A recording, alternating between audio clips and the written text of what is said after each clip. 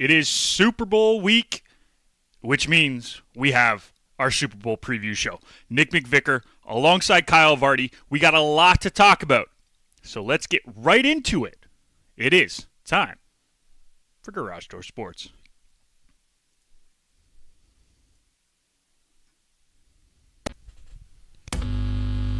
Mic check. 1, 2, 3. We good to go? Let's do this.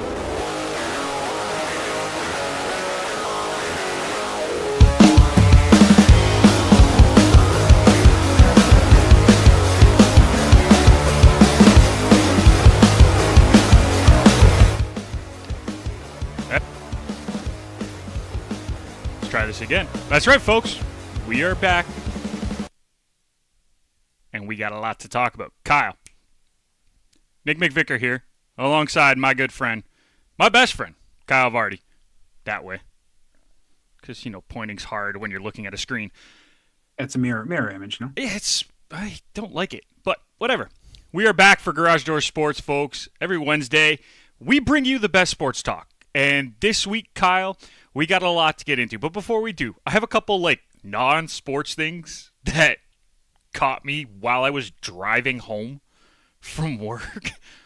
I saw a child wearing shorts outside. It is minus 12. It's a little disturbing. I was like, how? How are you not? I'm a naturally warm human being. How are you not frozen? That boggled my mind. Yeah, that's a little questionable there for sure. Yeah. Speaking of the cold, shout out to Forge. Played a game in Hamilton last night in the Champions Cup. Yes. Drew against Tigres. So very impressive. I just wanted to get that out there. We haven't talked a ton of soccer since we've been back, but shout out Forge because that was a very impressive performance in the freezing cold. We'll wait for fun to get on before we talk some little footy. Absolutely. It's the only way to go. Mm-hmm. So, all right. Well, that's enough non-North American football talk because it is Super Bowl week. And we got to talk about the Super Bowl because this is going to be a very entertaining matchup from the looks of it. At least in my opinion. We have the number one seed in the NFC in Seattle Seahawks, who have bullied their way to the Super Bowl for the most part. That Rams game was tight, but they were the better side. Against the number 2 seed from the AFC, who offensively struggled a little bit in the playoffs, but defensively have been dominant in their 3 matchups. And now we get them going head-to-head. And a lot of people are talking about the Patriot dynasty is somehow on its verge of being back. And the potential that we're seeing the beginning of, like we did with Tom Brady back when he beat the Rams. I think people are just very frustrated that the Patriots are back here so soon. But this should be a very, very good game, Kyle. How are you seeing it going into Sunday? Yeah, I mean, people are just kind of, upset that Patriots fans were all pissed off for 4 or 5 years because we had a losing record. And then all of a sudden we're back in the Super Bowl. So it's kind of one of those you never really experienced a tough time type of situation. Yep. Bills fans especially. Bills, Bears, you name it. It's been a rough one. So, again, I think, touched on it a little bit last week. I see this game being a field goal game. The line has been kind of weird. It was up to almost 5.5 at one point. Now it's back to 4.5. So I think there's a lot of people that were absolutely hammering the 5.5 line of plus points. So it's an interesting one in that situation. It's going to be a defensive matchup. It's going to be a matter of who can move the ball first. And most, I think it's going to be, if somebody scores early in that first quarter, I think they'll settle down. And I think it'll be a defensive matchup and, hey, try and beat us type of situation. So it'll be a very interesting situation on who gets the ball first, too. Yeah. because I think that could really play a big factor. Neutral site for the most part. Seattle's already played there against the Niners themselves, but neutral site shouldn't really be any weather issues. So we shall see for that one for sure. A couple interesting potential matchups too. JSN on Christian Gonzalez. Are they going to go head to head? Who's going to cover Hunter Henry because he's a Drake May favorite over the middle. It's Emin Wari, who had a great rookie season, kind of looks like that way. It'll be a very interesting situation. I think it's going to be a really good game. I don't see this being like, the Patriots' last Super Bowl was 13-3 against the Rams. No. Not exactly the type of Super Bowl you want to see, but I definitely see this being like, a 27-24 game, 24-21, something along those lines. Probably around like 45 to 50 points type of situation in the game. Yeah, and I mean, we saw the tail of the tape, and you know what? Why don't we throw it right back up? Because I think this is kind of relevant. Both of these teams were top 3 offenses. Both of these were top 10 defenses for points per game, for yards per game. That bodes well for a tight matchup, right? And I think we both agree that this is going to be a tighter game. I mean, the line of 4.5 is a interesting one in my opinion. I think 4.5 is just a weird number. Yeah. But I could also see, and we said this last week, that like I wouldn't be shocked if Seattle gets out early and Drake May just feels the pressure to try to force things. That Seattle might win by 10 to 14 points. Like I could see it. Yeah. But they would have to get out early. And as you said, it's really going to come down to who gets the ball first and what they do on that first possession. Because if Seattle can get up on the first possession, 7-0, and then maybe even get a stop, that's going to get into the psyche of that Patriots offense. Because you don't want to play from behind for very long in the Super Bowl. You want it to be tight. If you're behind, you want it to be one score. Yeah. Once it gets to 2, that changes the entire playbook. That changes the entire process that you go through. And you don't want to deal with that early in a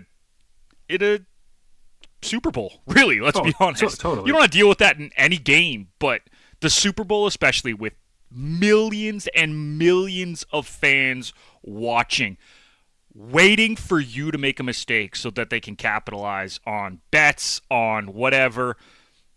It's going to get to people. And Drake May has shown an ability to put that all aside, not worry about it. But it's the Super Bowl. This is a different beast. Everyone 100%. Who's ever played in it says it's a different beast. I was listening to Jerry Rice. He was on ESPN over the weekend, and I was driving home from coaching.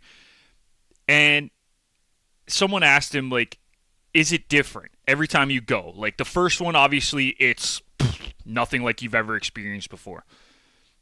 But the second time, were you calmer? Did you know what to expect? He's like, honestly, every single one is its own beast, and every single one you have to mentally prepare for it differently, which means you cannot prepare for it. As much as you try, you cannot prepare for what the Super Bowl is, which is crazy. Jerry Rice, one of the greatest football players ever, said he couldn't prepare for multiple Super Bowls, and he went to so many. It's crazy because it's one of those. It's a game like no other, as they say, and it's going to be very interesting too because it's going to be, are you going to get the Drake May from the regular season who showed he's a top quarterback, he's got the ability, that kind of stuff, or are you going to get him in the playoffs where he's just done enough to get by? Are you going to get the Sam Darnold who played in the NFC Championship this week, or this past week, 2 weeks, I guess, or are you going to get the Sam Darnold that throws 5 picks against the Rams? Like, which one are we going to get? Yep. Right? You'd hope you have the best of both, so that it shows up to be a really good game. But I mean, I would say statistics kind of trend towards one of them is going to not have their moment. So, well, you talk about Drake May just doing enough in the playoffs, right? And Patriots fans have seen this before. Mm-hmm. Right? I mean, everyone has. Tom Brady did that his first Super Bowl win. He did enough. Right? He threw for 150 yards. 154 145 if we want to be precise. And one touchdown. Yep. In the Super Bowl against the Rams. Greatest show on turf, Rams. Which, going into that game, they were, 14-point underdogs or something? Something like that. It was like 13 and a half, which is wild for a Super Bowl. It's crazy. But, I mean, you could also say it, I mean, not to the same extent, but it's got similar vibes for this Super Bowl where it seems to be, the Patriots are the underdogs, obviously. Seahawks are that Rams team where everybody's like, okay, they got the better offense, they got the better defense. This shouldn't be close type of situation, is what it seems to be trending towards. The only difference is it's a 4.5-point spread this time, correct, as opposed to a 13.5, which means I think the defense for the Patriots is the equalizing factor in this game. Yep. If they come out and they set a precedent early, that changes the entire outlook of the game. Yeah, if they win that turnover battle and they force Darnold or somebody to fumble or a pick or whatever it may be, that will be the difference in the game, 100%. I know that's easy to say and like it's such a cliche thing where if you win the turnover battle, but that is the big thing, right? You look right there. The giveaways, it's Seattle by a mile, right? But you look at the takeaways. Correct, in the wrong direction. But you look at the Seattle defense, they had 6 more takeaways compared to the Patriots defense. So it's like they give and they take. So if you win that battle, there's a much better chance that you're going to come out on top for sure. 100%. 100%. And I think that's the big thing that a lot of people are just immediately skipping over. They're not even really giving it a whole lot of consideration, is that turnover battle, which is wrong because it's football. I'm sorry. The majority of teams who win the turnover battle win the game. Correct. This has gone back forever in football. That's just how this game goes. This is not a hockey game where you need one turnover. You could turn the puck over 8 times, but you have a goalie who makes every save. Doesn't matter. It's not the same thing. Football, turnovers turn into points. Correct. Just how it goes. And you saw the stats. 31st in the league in giveaways were the Seahawks. Yep. 31st. And yet in the playoffs, I think they have 2 through 2 games or something like that. Like Darnold hasn't put the ball on the ground. I think there was 2 in the first game, and they didn't have a single one last. Yeah, I'm pretty sure it's just the 2. And unless there's a fumble, I'm not thinking of. But yeah, it's 2 or 3. Like we're talking less than 2 per game, which is you're literally averaging 1 per game because they played 2 games in the playoffs so far. Which is impressive. Let's be honest. It is very impressive to not give up the ball 2 times in a football game in the NFL where we have the best athletes doing crazy things. Right? Some of these interceptions we've seen in the playoffs have been incredible. Mm-hmm. But Seattle's not turning it over. They're getting turnovers, and they're doing it well against the Rams and the 49ers. They got turnovers. And it changed the game immediately, especially in that game against the 49ers. Right? I mean, yeah, it also helped that Shaheed ran the ball back on the kickoff and immediately put them behind. But it also helped they didn't have Kittle too, right? So that makes a big there was a lot of Still. variables. But I mean, like to start the game when you're down 7, you have to change the game plan because you're behind. Changes a lot. Totally. The Patriots, on the other hand, haven't had that hold on to the ball as much. I think they've put the ball on the ground a lot. And they haven't turned it over necessarily, but they fumbled a fair amount of times in their 3 playoff games so far. Yeah, I mean, May had 4 turnovers against the Texans by itself, right? Yep. But in saying that, they won the battle. Yep. Right? So it's crazy to say because if Seattle just doesn't turn the ball over, they will likely win the turnover battle because I can guarantee you there will be a fumble or a pick on one side for the Patriots for sure. Absolutely. Right? And so it's one of those. You still have to win the battle though, right? And I can guarantee you they are going to force Sam Darnold to throw under pressure. And if he can hit his targets, they're going to, as you said, they could potentially dominate the game. But if they force pressure and he throws a CJ Stroud ball like 18 yards in the air, we will see. Yep, absolutely. And I want to get to that because you talked about the Patriots getting pressure, and they've done a fantastic job. In the playoffs especially, they've upped it of getting pressure on the quarterback. But they might be going against the best offensive line they've seen in the playoffs. Because this Seattle offensive line, I'm not saying player for player, if we're comparing player for player, they might not be the best, but the way they've been playing, especially I think since like week 16, they have one of the fewest quarterback pressures allowed in the league, which is crazy because this isn't a offensive line with big names. Like, we're not talking about that Dallas Cowboys line from a few years ago where they had like 3 Pro Bowlers on it, right? We are talking a bunch of good players who have stepped up when it matters the most.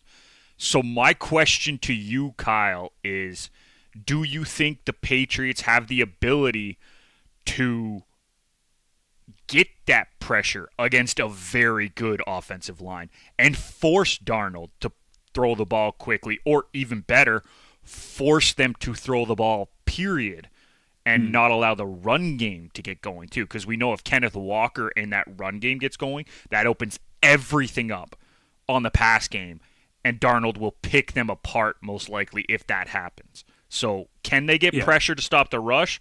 Can they get in Darnold's face? Yeah, I think it's one of those two, like with this Patriots defense, it's not one player. I mean, Chiason's done wonders for them this year, 100%. He's definitely shown that free agency contract was worthwhile. He's going to get paid this offseason too. Yep. But in saying that, it's also by committee. It's not just one guy that's got to get done. And I think that works in their favor because you can't scheme for one specific person. You can't double team one guy. If you're going to double team one guy, you might double team, Milton Williams over the middle to try and, free up that run game potentially.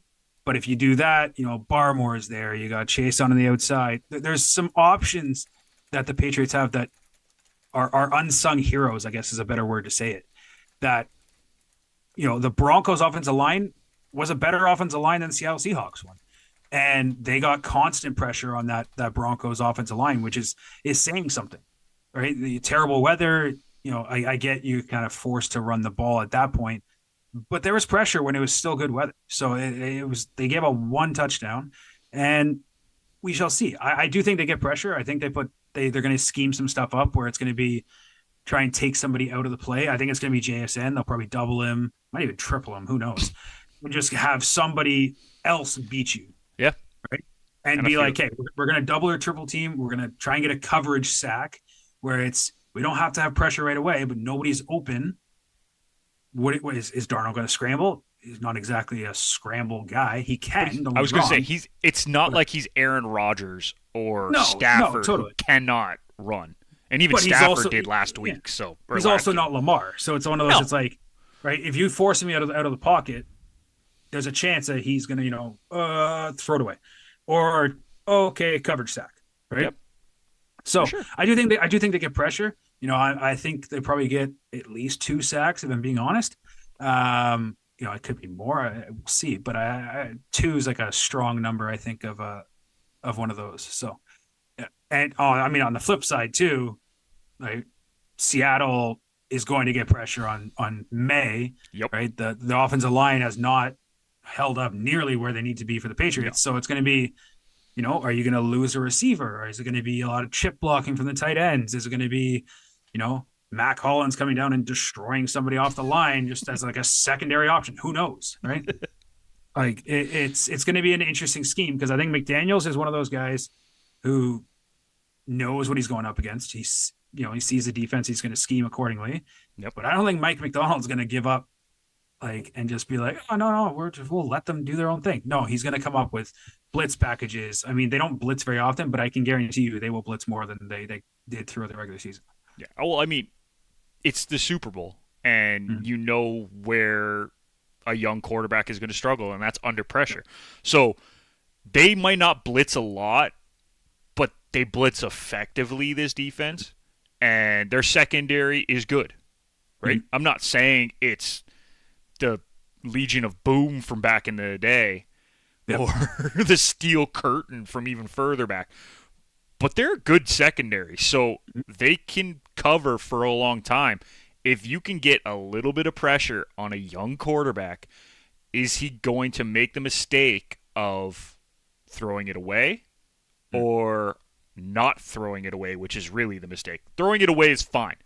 Yep. If he's throwing it out of bounds, he's doing what he's supposed to do in those situations.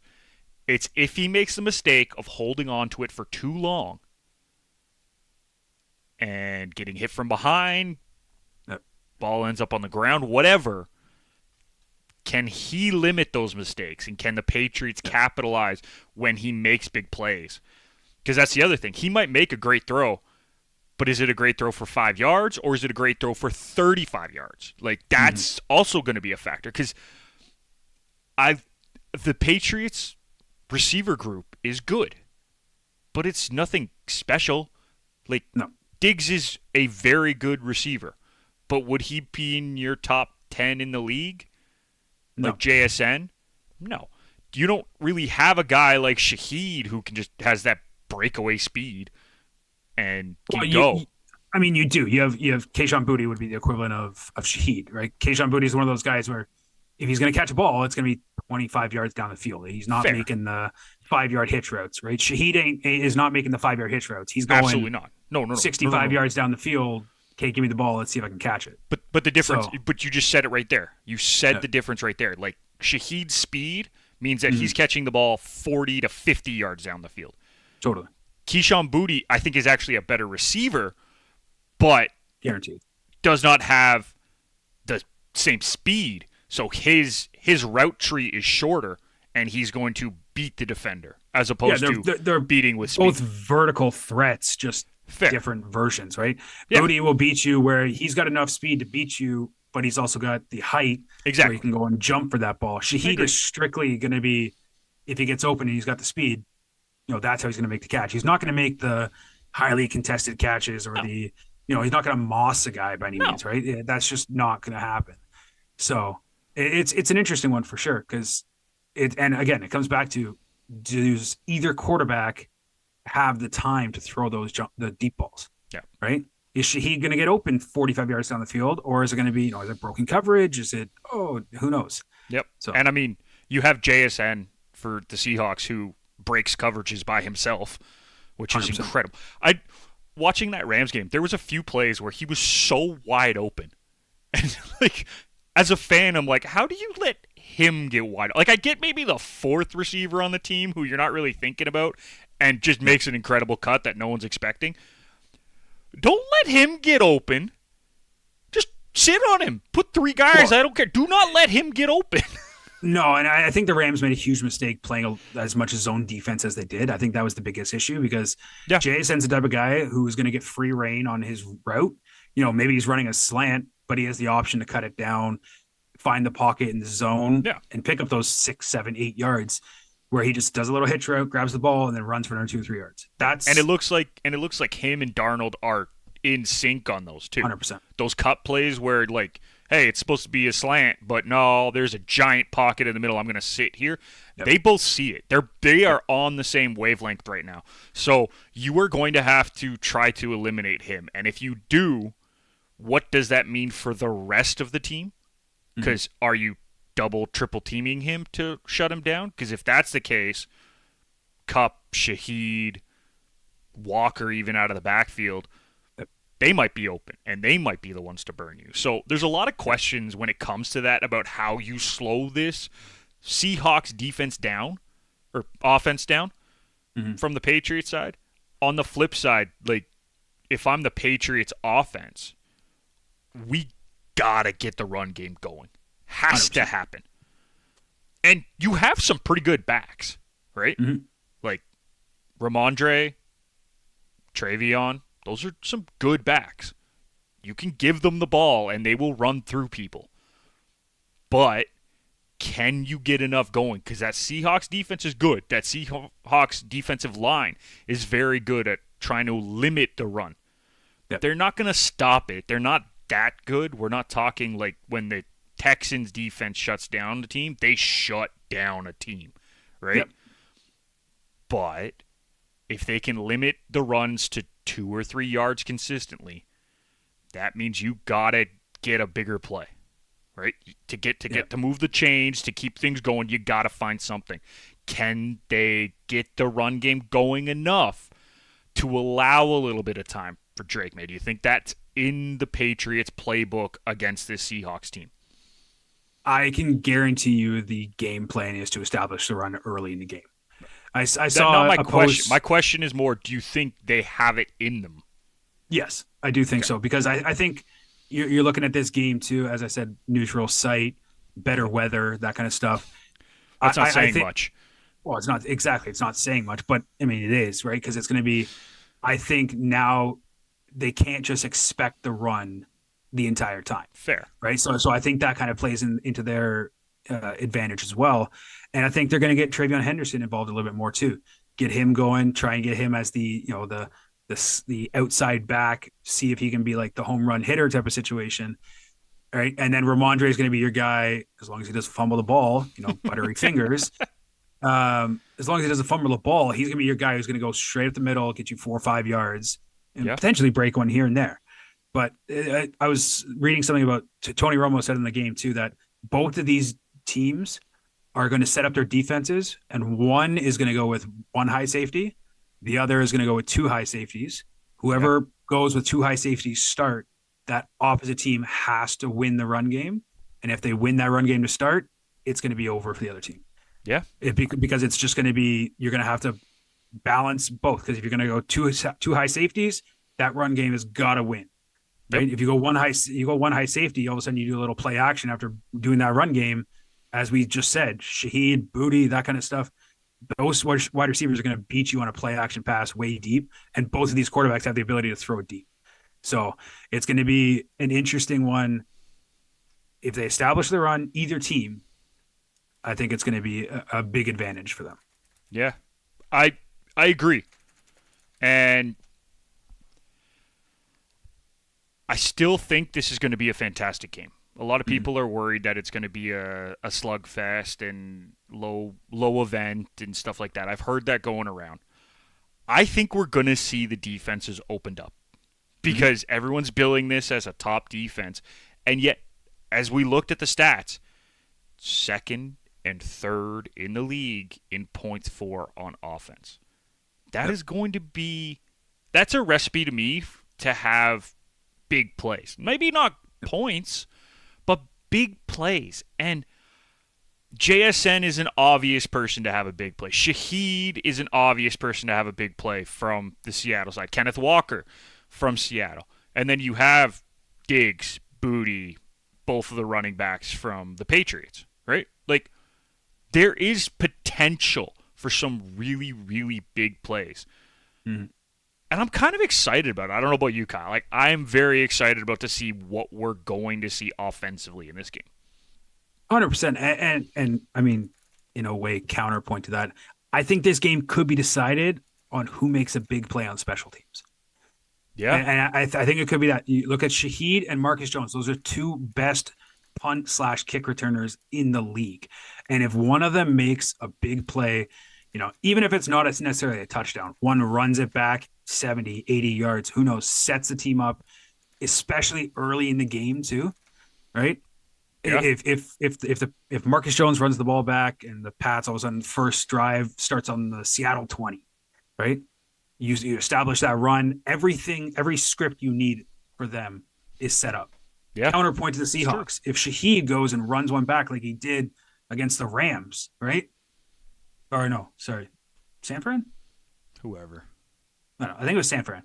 I think he had a really good run against the Rams too. But like, it's just one of those, like, if he sets it up and all of a sudden it's Seahawks first and goal because he got tackled on the 5, whatever, something like that.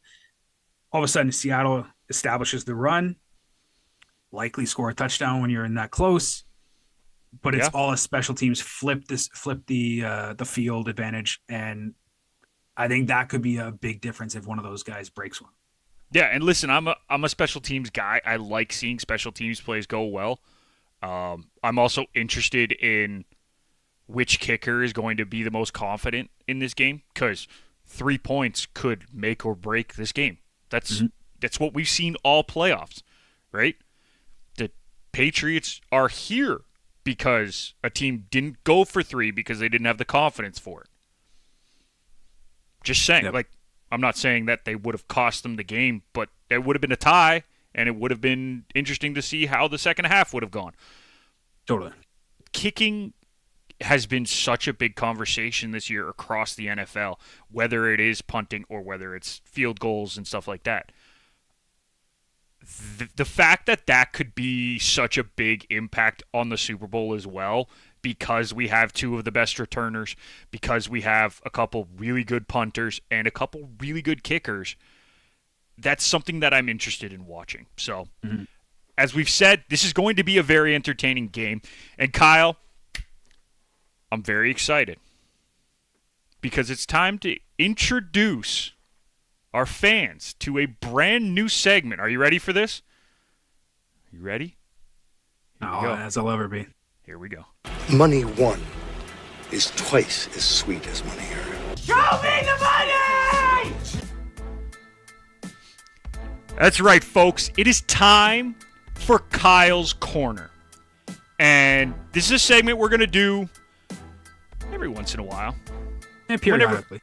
Whenever Kyle decides that he has some bets that he wants to get off his chest and share with the class to try to make everyone money, but also just to give some background on games that he really is interested in. So, Kyle, I'm going to leave the floor to you, and I have some boards for you, so I'll try to back you up as we go. Let's start with your player prop bets for the upcoming Super Bowl. Totally. I was going to say, I think, honestly, leading into this one, well, we'll bring this up right now, but I think my number one is Sam Darnold. I think overpassing, as we just talked about, Sam Darnold has kind of stepped up in that NFC Championship game and showed that he can be that guy to lead the team. And I think it's going to be a matter of they have to establish the pass early to set up Kenneth Walker on the run game and he'd be even better that way. So 228.5, good weather, not really an issue for that. To me is easy. I can see either one of these guys throwing for 250, if not both of them throwing for 250. So to me, that's an easy one on my end. Next one up, Mac Hollins. Some of the boys, obviously was a part of the Betting House podcast as well. So shout out to Matt. Shout out to the boys. The old Garage Door Sports Network show Betting House pod. Exactly. Love it. So we call it the DGen parlay, the third wide receiver parlay, whatever you want to call it. Because this playoffs, it just seems like the number one guys are not the studs that they're targeting at all times, right? All these teams are trying to take away that number one option. Yep. So it seems to be, you look at Mac Hollins. Mac Hollins, arguably the 2-3 receiver on that. He's healthy, what's going on, so on and so forth. So to me, 25 yards is easy to do. He's his current line, I believe, is 26.5. But I have been absolutely whatted over 1.5 yards or half a yard or something like that. So I like to take the milestone. That's kind of my little cut the corner, if you so to say. I like taking 25 plus. It's easy on that one. It's just seems too simple, if I'm being quite honest. That's fair. Going on to the next one, this is kind of like your moneymaker, if I'm being quite honest, if the actual player props themselves. AJ Barner is their tush-push guy. He's their guy. I think he has it's 15 to 20 individual rushes throughout the season of a 4th and 1 or 3rd and 1 or whatever it may be. So to him to get 1 yard, I love this as a short distance, got to get that fresh set of downs, or even at the goal line. I like it as just a little half a yard rush. You don't have to include this, if you wanted to parlay them or together. But to me, an individual bet at 2.16 odds is simple for me. Yeah, I mean, this guy has 10 rushes on the season for 14 yards. Yeah, it's one of those. ever since they brought him in as that tush push guy, which I think was later in the year, it's happening, and they seem to do one. I want to say once a game, but we'll see what happens with that one. Plus money, it's a simple sprinkle for sure. And then last but not least, Rashid Shaheed with 2+ catches. We mentioned before they're trying to take away the number one target, right? And Shaheed's gonna be that big guy over the top. So I think he has one catch for a big play. But 2, I think they have to get him way more involved. He had, I think it's 57 or 60%, not target share, snap count. Sorry, there we go. Couldn't think of the word for a second. 57 to 60%, I think, is what he was, almost like a season high of snap count on the actual offense itself. So yeah. I think this is where he gets extremely involved. Might even look for a couple screen plays, something like that. Because I think Cooper Kupp's going to be in the slot. I think it's going to be Shaheed and JSN on the outside. So to me, him getting 2 catches as that third guy is pretty simple. It's not the greatest odds, but it's a little money booster. Yeah, and I like those, Kyle. I think those are pretty good. It's interesting to me that the Darnold one has actually come down because it was at 230.5 yesterday when I looked on all of the betting sites. Speaking of which, by the way, folks, all of these odds are courtesy of FanDuel. But wherever you bet, try to find the odds that are best. Don't play around. If you can get better odds, give it a whirl. Anyways, I found that interesting, though, that they've dropped his yardage down 2 yards already. I thought 230 was actually a pretty good line. I think it might actually be a little generous for the Patriots defense. I know they're very good, but Darnold can throw the ball, and they have some big weapons. I'm kind of shocked this isn't like 240-ish. 240 is the number that I had in my head, that I think that's where he's going to be at. So the 230.5 down to 228 I found really interesting. Yeah, I think it's kind of going along with the script. I think they think the Seattle Seahawks are just going to run the ball a ton, and it's kind of that game script where if Seattle goes up big, Darnold may not throw the ball. Yep. Right.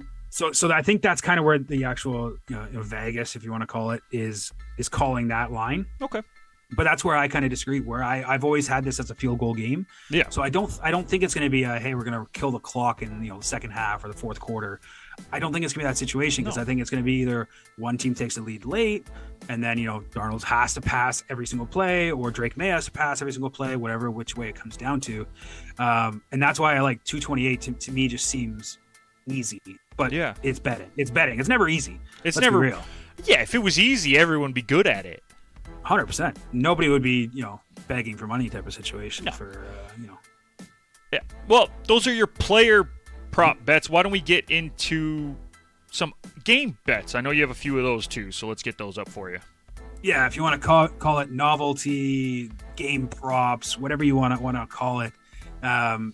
2 ones that kind of scream to me as ones of individual bets that just I don't really understand how they're plus money.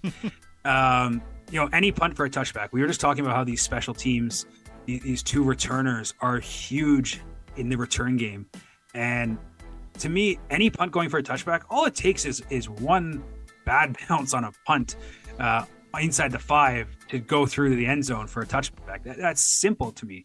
And I think the punters are going to try and stay away from these returners. So they have no problem if it's try and switch the field position. They're going to boom the punt and just be like, okay, let's get it out the end zone as fast as possible. Yep. Right. Or coffin corner, and maybe it takes a bad bounce, something along those lines.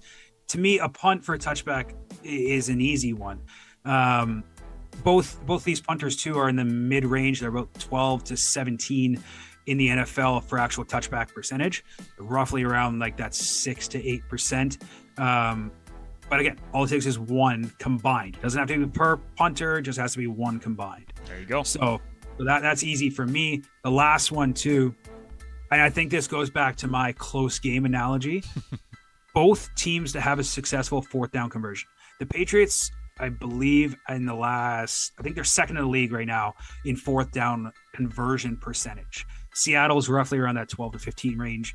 I think they're around 60-ish percent or 50, 60%. But I think both these teams are going to be aggressive. I think they're going to come out early. And I think anything near that midfield 40-yard range, I have a feeling teams are going to go for it and just try and get that new set of downs, establish, kill the clock, that kind of stuff. So I can see both the teams getting a fourth down conversion easily. I wouldn't be surprised if one team gets it done in the first half, if I'm being quite honest. Yeah, that's fair. And to back up your idea here, I looked it up while you were talking. New England has a 72.4% fourth down conversion rate this year. You were right. Second in the league, only trailing Kansas City, who was 75%. Mm-hmm. Seattle was 58.3%. Good for 13th in the league. Vegas was the worst at 40, by the way. If people were curious, that's the range. It's 75 to 40. So every team was above 40, which is actually pretty good, if you ask me. 100%. But yeah, like I could easily see first drive if Seattle, I'm just saying Seattle has the ball on the first drive. The first drive, Seattle at the 45 of the Patriots, 4th and 2. Yep. Why not go for it? I mean, it would probably help your punt. Might even well, it could be that, or it could be a combo of an AJ Barner single rush yard, convert the fourth down. Boomba. We're good. Hey, if you want to, I don't know if you can parlay it. I don't know, but that could be an interesting parlay. Let's see. Get him to get both teams get a first down and a Barner rush yard.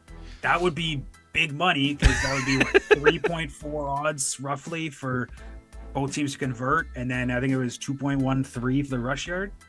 No. Here, I can throw it back up for you. 1 second. So there you go. There's your player bet. Yeah. Once again, folks, Sam Darnold over passing yards.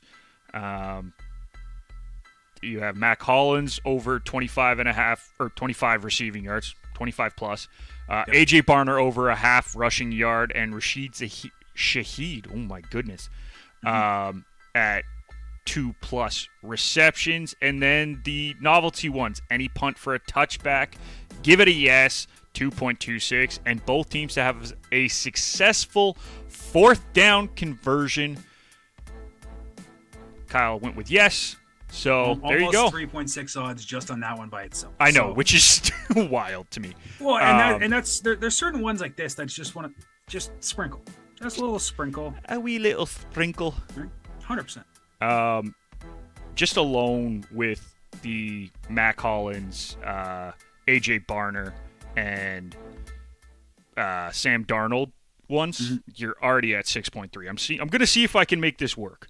But we'll do this later because I don't want to take up too much time while we're on the show. Honestly, I was pulling up my phone to see what the odds were, if I was being quite honest. But yeah, this is going to be an interesting game, and I think that has kind of set us up for what this week has in store for us, and I'm excited. Kyle. I think this is going to be a good one. Anything else you want to add to the NFL conversation before we switch gears to what has been a wild day in NBA land? Honestly, I really hope it's a really good game. I think it will be. The other prop bets you could look at or anything with the halftime show, but I don't touch those whatsoever. No. But I think Bad Bunny is going to put on a good show. We'll see how that goes. And again, I mean, obviously rooting for the Patriots, but I hope it's a really good game. So yeah. Do you have a score prediction before we go? Do you have a score prediction? I'm going to get obviously bias here. You can take it with a grain of salt. Yep. 24-21 Patriots. Okay. I have 24-17 Seattle. So I actually think they cover, but I'm in the same range as you. So that's encouraging for me as someone who sucks at betting. All right, Kyle.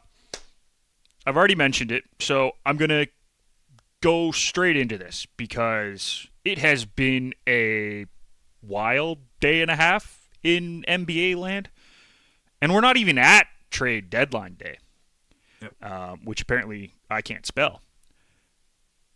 It's trade D-line. D-line. Yeah, I mean, you had football in the brain. That's what it was. It's got me all messed up, man. Yeah, I totally get it. It's been interesting, and I'm excited to see where tomorrow brings us, because there's still some potential big names available on the trade market. But let's get to what's already happened. I'm going to run through these. I'm going to go through all of the big name ones. I'm also going to mention the Raptors because that's where we are. And we'll go from there, okay? So we'll go back to yesterday.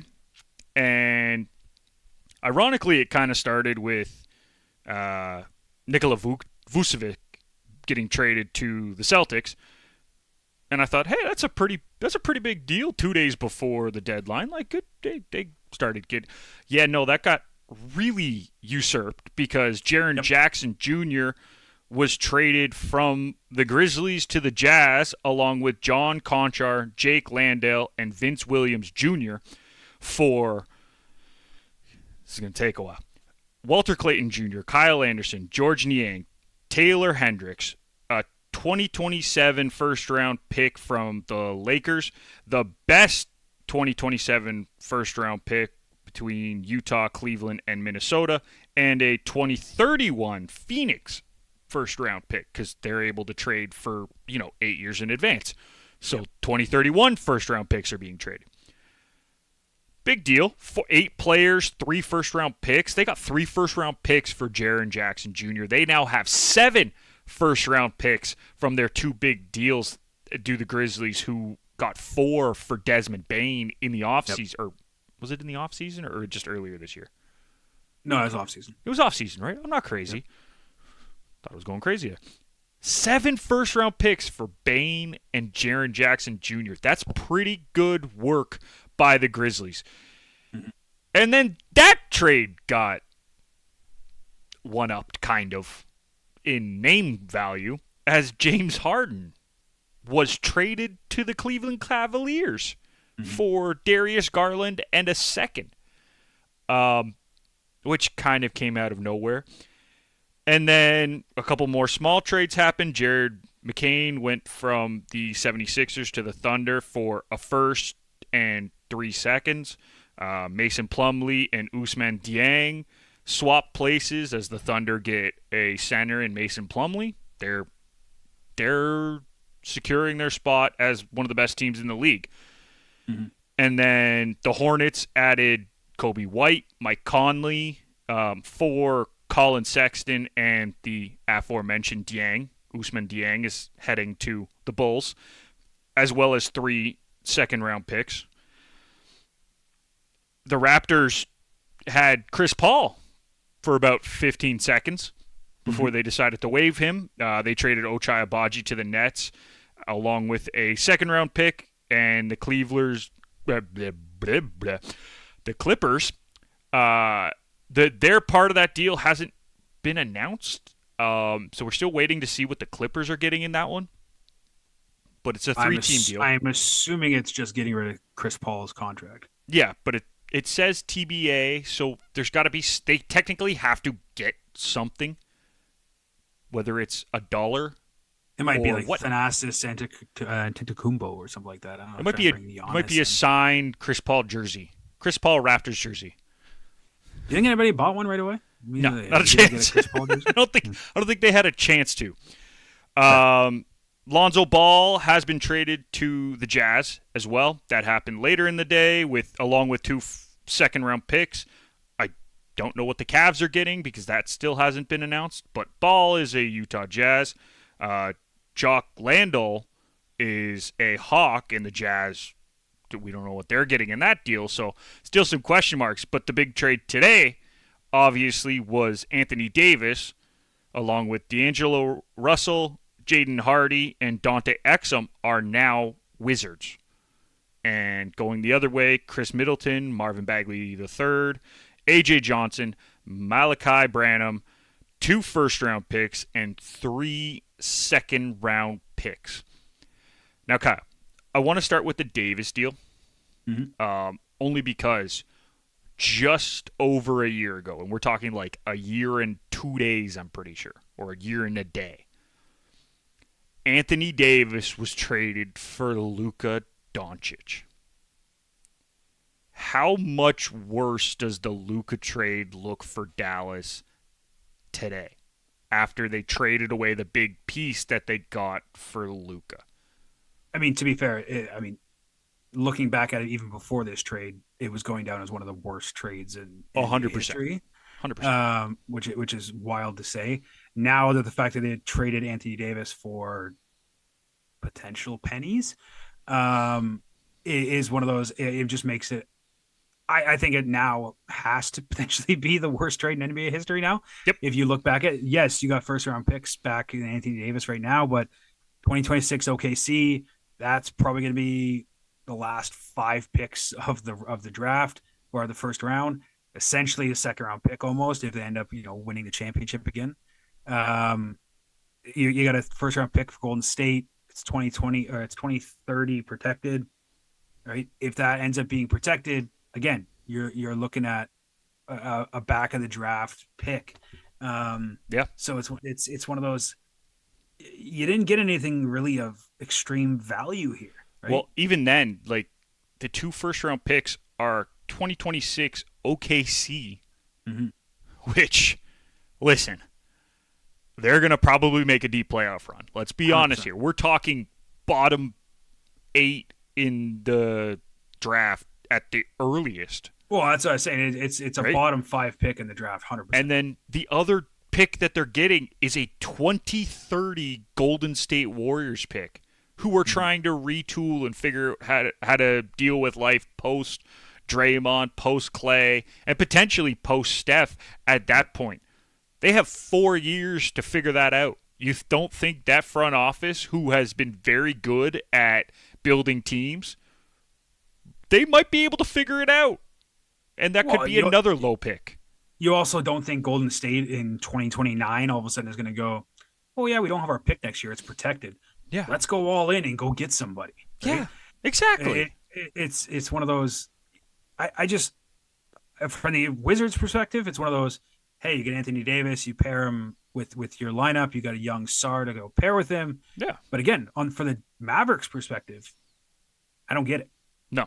I Bagley, we've already established, is a bust from where he was, right? Bust in comparison to his pick, correct, but probably not a bust when you actually establish what he was. He's a rotational piece, is what he is, right? He's not a starter. He can fill in on the starting lineup if you have injuries, but he's probably more of a 6 or 7. Yeah, I wouldn't be surprised if Middleton gets flipped tomorrow potentially too. I think he's gone. It's was straight salary. Obviously, that's what Middleton's contract was, and that's why he's part of this trade. Yeah. And AJ Johnson and Malachi Branham. Honestly, I don't know a lot about them, if I'm being quite honest. But I can't imagine they're studs by any mean. And then 3 second-round picks on top of that is just kind of a, hey, let's take a flyer on a guy. Let's see what happens. Yeah. Right. Second-round picks are, compared to the NFL, is like 5th, 6th, 7th round picks. It's, we'll throw a second in there, no problem. Yeah, take a second. Yeah. So I mean, listen, second-round picks are still players in college, but how many second-round picks are starting? There's only 5 starting positions in the NBA. There's not 22 like the NFL. Actually, 24 technically if you would count punter and kicker, right? You don't have that many starters in the NBA, and players can play for 15. We're seeing LeBron's in year 21 or 22. Yeah, nobody's going to touch him. Nobody's going to touch him, but I'm saying a lot of players play 10 to 15 years. So if you're going to be a second-round pick, you got to be like legit if you're going to break through. So this is just an interesting deal. I think from the Mavs' perspective, you have blown up a very promising team. Mm-hmm. A year and 3 days ago, you had the framework for a young team who could compete. You traded away Luka, and you bombed out. You got Cooper Flag, right? Which is fantastic, and he looks good, right? He is living up to the billing so far. Is he going to be a generational talent like Wemby, like LeBron, like Durant? Time will tell. But I don't know if he's going to be a generational talent, and you traded away a generational talent. Right? Like, you blew up the core because you didn't trust Luka. Yep. And now Luka is one of the favorites for the MVP. Looks rejuvenated, which is weird to say considering how good he was in Dallas. But he looks rejuvenated in LA. And looks like he could go on a run of multiple MVPs, leading the Lakers of all organizations to multiple playoff berths, past LeBron's retirement. And the piece that you got back from him is now gone just a year later. This trade looks so much worse today than it did yesterday, than it did 2 days ago. And it was bad then. 100%. Like, this is just ridiculous to me. I don't understand how it got to this point, and now the Mavs are going to have to eat it because you put yourself in this situation. No one to blame but yourself. I mean, obviously you can blame Nico Harrison. Mm-hmm. But now you have to blame yourself too, because he ain't there anymore. So no, and they better hope that with these picks they hit on somebody who becomes a star. They have right? to. They because have to. I do believe Cooper Flag is going to be that generational talent. I do believe that. I think he's just so young. He's showing signs, right? Finally had a 40-point game, that kind of stuff. Like he looks great. He looks great. And to be fair, Anthony Davis has not been healthy for a little while. No. So like, not as if he's been on the court for a whole lot. But here's my thing. Last year he wasn't on the court much, and you still traded for him, knowing that, like, listen, the Overdrive guys call him street clothes for a reason. Yeah, it's because that's what he wears on the bench because he's usually out. Well, and that's been his whole career too. Whole so it's career. Like, it wasn't as if it's like a new thing. Like the last couple seasons, all of a sudden he's been hurt. He had the same issues in New Orleans too. He had the same issues in college. Correct. So what did you think was going to happen?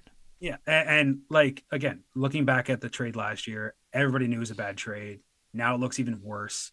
It's just one of those, Dallas better have a plan of what to do, right? Yep. And whether it's going to be, translate these picks into another player, trade for something like that, I don't know. I mean, but they got to figure it out. So. Yep. I want to jump back to the Harden deal. This one's interesting for me because it seems like Harden has forced his way out of another team. And we can go back through it. He left Daryl Morey, went to Brooklyn. That whole fiasco happened with KD and Kyrie, and that was a mess. Wanted out of there. Forced his way back to working with Daryl Morey in Philly at that point because they were best friends. He wanted to go back with his buddy. That lasted a year, and then they weren't friends anymore, and he wanted out, and he was calling Morey a liar at his parties. He had buddies of his holding up Daryl Morey as a liar signs at a party. Like, just chaos. Yep. Then he went to Houston next? Or where'd he go after that? I mean, he was in Houston originally. He went from Philly. I think he went from Philly to the Clippers. Okay, so he goes Philly to the Clippers. Yep. And that lasts just over a year? Yep. Year and a bit. And now that's not working, and I want out. But apparently he doesn't want out. Now we're hearing he doesn't want out. But James Harden may go down as one of the best regular season players in the last 20 years. Potentially one of the greatest regular season players of all time. Like, we're talking top 15 all-time regular season player. And he is. He's a damn good scorer. He can play the game. But this guy has no history of doing it in the playoffs, in big games. He has wilted. I think in Game 7s, he's got like a 14% three-point percentage. That's not good. That's not the guy that you want to hang your hat on, and he's going to win this for us. He's our savior. No, he's not. That's not who he is. listen, I think he could be very good on the Cavs. I think he's going to help Jared Allen and who's their other big? I'm blanking right now. I can literally picture him. I know. Right before Mobley. Mobley. Thank you. Evan Mobley. I think he's going to help those guys, right? Losing.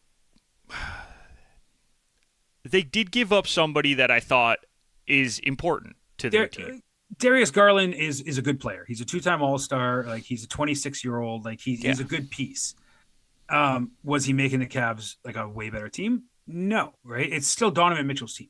It's 100%. Donovan Mitchell's team, and that's the thing. And I think Harden has a chance to be a good piece there because, yes, Harden likes the ball in his hands, but he can also be a facilitator now and give Mitchell the ball where he doesn't have to be the main guy. Yeah, holding it the entire time, right? It could be Harden's could be averaging 8 assists a game. We'll see. Like, right? Obviously, he's going to get his points. He's going to do that. Yeah. But as you said, he's got Jared Allen, a solid center down low. He's got Mobley, who's a very good power forward. Very good. And Donovan Mitchell's a top 20 player, if not better, in the league. Yep. Right? He's the one who's been dominating. He's been winning for the Cavs. And as you said, we'll see if Harden can take that next leap in the playoffs and kind of fight those demons. You know, we talk about Sam Darnold in the NFL, right? Fair. That could be Harden in the NBA where he finally gets his demons, you know, and the East is wide open. That's what I was just about to say. That's the biggest thing. The East is wide open. And the Cavs, based on this trade, think that they are in a win now mode because obviously you are not getting younger by bringing in Harden. You're giving a 26-year-old piece in Garland, who, I mean, if you're the Clippers, getting a 26-year-old starting point guard back for Harden, not bad. Looks great. It looks great. Plus, you picked up an extra second-round pick as just for a little flyer, see what we can do. So, I think it's a good trade for both teams. If I'm being quite honest, I agree. But it's going to be, you know, is it worthwhile in the end for the Cavs if they can get over the hump? Yeah, and you know what? Maybe Harden isn't the guy that has to get them over the hump, but what he does is he opens it up for Mitchell to be the guy to get him over the hump. Totally. Right? So that could be the way to go. And you're right. The East is so wide open, Kyle. Like, listen, I like basketball. I'm not like avid watch every game sort of guy, but I watch enough. I had no idea who was leading the Eastern Conference. You could have given me 5 guesses. I would never have landed on them. Yeah. But it's the Pistons. And they're playing really well. Yep. I knew that. I knew they were playing well. I still wouldn't have put them first. The top 6 right now in the East are the Pistons at 37-12. The Knicks are 32-18. The Celtics are 32-18. The Raptors are 30-21. The Cavs are 30-21. And the 76ers are 29-21. Like, that's 5 teams separated by 2.5 games. Yep. Like, this is... They're all right in this, is my point. 100%. And it's going to come down to seeding. It's going to come to matchups. I agree with you that this hard move could help the Cavs significantly when it comes down to those playoff games. But I don't think he can be the guy. I think he has to open up space for Mitchell. So agreed. We'll see how that goes. And then the last one is the Jaren Jackson Jr. trade. I really like this trade for the Grizzlies because we understand that their season's done. They're selling off. Ja Morant is probably next, but I don't know if they're able to get rid of him by tomorrow. Deadline is tomorrow, folks, by the way. They might not be able to get rid of him by tomorrow, but I could see him gone in the offseason at the latest. They're selling out, and they've done a pretty good job of doing it. Sending Bane down to Orlando, you get 4 first-round picks for him. Now Jackson Jr. heads to Utah. You get 3 more first-round picks. You get Walter Clayton Jr., who's an interesting young player. He's not going to light up the stats, but he's a good piece. Yep. Someone that you can build with, maybe not around. Kyle Anderson's Kyle Anderson. We all know what he is. And they flipped George Niang pretty much almost, or no, they didn't flip George Niang. Ousmane Dieng is the one that got flipped. So yes. George Niang is also an interesting piece, right? Like he's not anything special, but he's a guy you can have in your rotation, and he's not going to hurt you. So they're retooling. They're clearly retooling. I think they have 13 first-round picks in the next 7 years or something like that, which is crazy. Like we're talking OKC levels of first-round picks. I think they passed OKC for having the most picks in the next few years. Yeah, but I mean, like from the last few years that OKC also had a ton of stockpiled. Yep. They're building right based off the fact that they needed to get rid of a few guys, and I actually really like it. And I don't know, do you have anything you want to add to that? Or I mean, it's a very interesting dynamic. I think this trade for Utah is more going forward than this year specifically. Because Jaren Jackson is not a great rebounder by any means. You're missing that Walker Kessler, who will be back next year for them. So I think if you look at the actual dynamic of the team, they got something going, right? You got Walker Kessler at the center. You're going to have Jaren Jackson as your 4 most likely, right? Which moves Markin into the 3. And then you have Keontae George, who they seem to be in love with, as your main ball facilitator. But they also have Collier too in Utah too. So it's like they have their lineup kind of all set. So obviously Clayton wasn't something they needed right now. He could be a good player. We'll see what happens. 3 first-round picks is tough to give up, but the Jazz believe they have something here, and I think they could be a good team. I'm not saying they're going to be a top 2 or 3 team in the West, but like they're going to be around that probably 3 to 6 range for probably the next, 4 years probably. So yeah, we'll see. Like I still think they need a little bit more depth. That might be an off-season thing, but I like this trade for both teams. As you said, the Grizzlies now have 7 first-round picks from trading Jaren Jackson Jr. and Desmond Bane. I do think they'll probably flip Morant. I don't think it's going to wait to the offseason because I think they just want to get it over with. No, I totally agree. There's not a lot of teams looking for a guy like Ja Morant right now.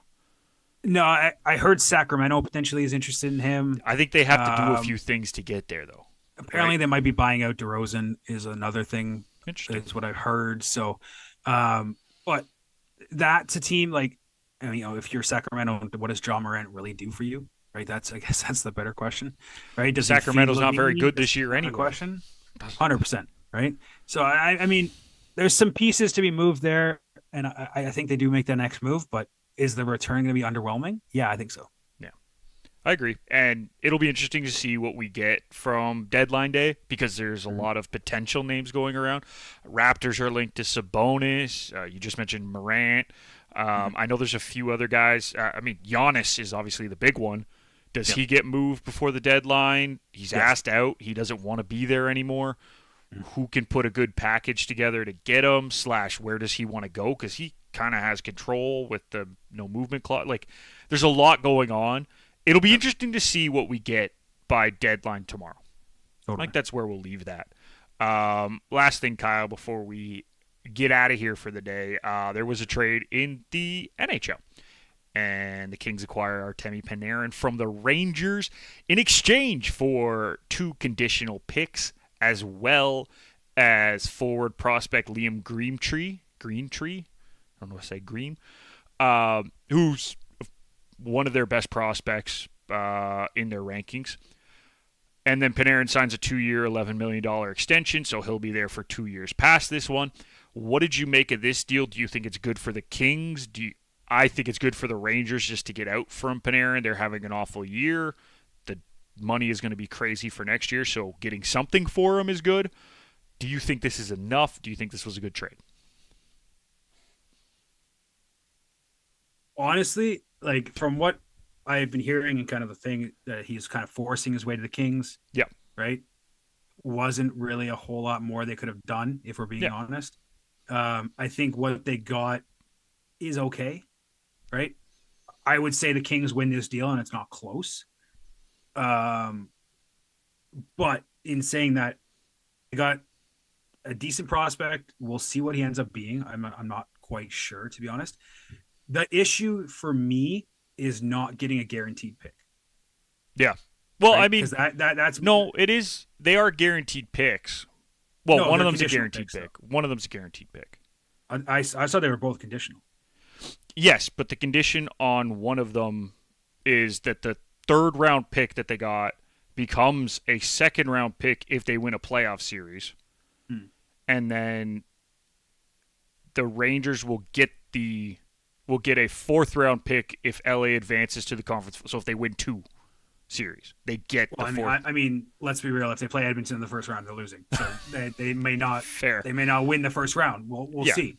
Right. I think this is the LA Kings going, okay, we need a little bit more firepower. That's always been our issue. Yeah. We've always had the defensive structure.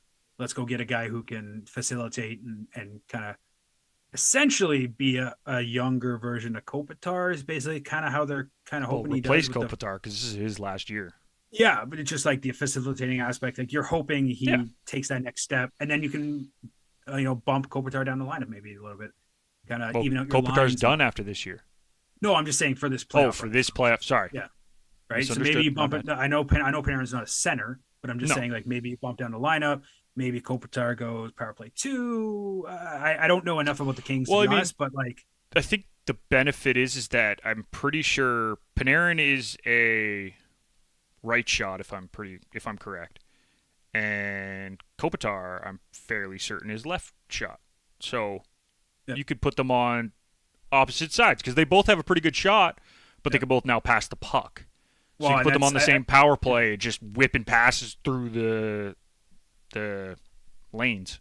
Well, it'll be interesting too because you got Fiala too, who's more of a disher than a scorer. Yeah, like he does put the puck in the net. Don't get me wrong, but he's more of a disher there. Yep. I think Kempe is going to love this. Yeah, because you now have a guy who's going to feed you passes the entire game. The other player that I think is going to like this a lot is Byfield. Yep. And don't get me wrong, Panarin's not a slouch when it comes to scoring either. No, but he is a pass first guy. Absolutely. Right? I was reading an article about this trade too. John Matisse from The Score basically gave the grade for the Rangers, basically saying that Drury didn't really hit anything, but might have got a single based on this trade. Right? Didn't hit a home run. He hit a single. He got on base, but could have got more potentially. Right? Yeah. And if it's true that Panarin only wanted to go to the Kings and that was the only team he was going to deal with, well, and let's put that out there. So people who don't and haven't read, is the word coming out is that there were other teams interested. Other teams gave offers, but Panarin from the beginning has said the only place he wanted to go was LA, and he had full control. So if he has full control and he's saying he's only going to LA, doesn't matter how many teams are putting offers forward. Yep. You kind of have to just take whatever LA gives you, and it sounds like that's what happened. Yeah, the other thing too, he was Drury did not want to trade him within the division, and ironically enough, I believe they're like the highest bidders were probably Washington, and potentially even Philly too. Carolina too, I heard was in. Yeah, and they're all in division. So like, if you're going to rule out those teams, those are your highest bidders. Again, you're kind of pigeonholed. You have to kind of take what you can get because the roster freeze goes into effect, I believe, tomorrow night. Yes. Right. So if you're going to make this a deadline deal, that's one thing. But if you wanted to get it done before the roster freeze, you had to take what you could get. So. Yep. And it sounds like that's exactly what happened. So there you go. They took their deal, they moved on, and now Panarin's a king, and we'll see what happens from there. Kyle, anything else you want to talk about before we head out? It's been a long show. It's Super Bowl preview show, so that's not a surprise. Yep. But anything you want to add before we head out? Anything you want to bring up? Again, Super Bowl this weekend. Kind of happy my team's in it. I hope they win. I might be very depressed next Wednesday if they don't. I might be very happy if they do. So we will see how that goes accordingly. Hopefully by Wednesday you can get over it if it's bad. I took the Monday off of work, so it's going to be that might be a little recovery day, might be a celebration day. We'll have to see. It'll be interesting. You and a few of our coworkers are either going to be in a good mood or a really, really bad one. Exactly. Yeah. Well, no, I'm excited. It's going to be a great game. As we said, be ready for a great game, folks. I think you're going to get a great opportunity to see two really good offenses go. A very young quarterback in Drake May, a great storyline in Sam Darnold, two coaches who are getting their first crack at the Super Bowl as coaches, obviously, because we know Mike Vrabel's won a couple as a player. It's interesting. I love this. This is my kind of game, and it's going to be a fun one, so make sure you tune in. And make sure you tune in next week, 7 p.m., right here on YouTube. We will be back then. For those of you who are listening to us after, we appreciate you. Make sure you can check out your favorite podcatcher, as we are on all the podcast channels. Follow us on Twitter, X, whatever you want to call it. Follow us on Instagram. Follow us on TikTok as well. We are on all the social media platforms, Kyle. Look at us. Like and subscribe. Like and subscribe. Yes, please like and subscribe and watch the whole or listen to the whole episode, because that also helps us out a lot. So, for Kyle Vardy, I'm Nick McVicker. We appreciate you listening. We'll see you next week.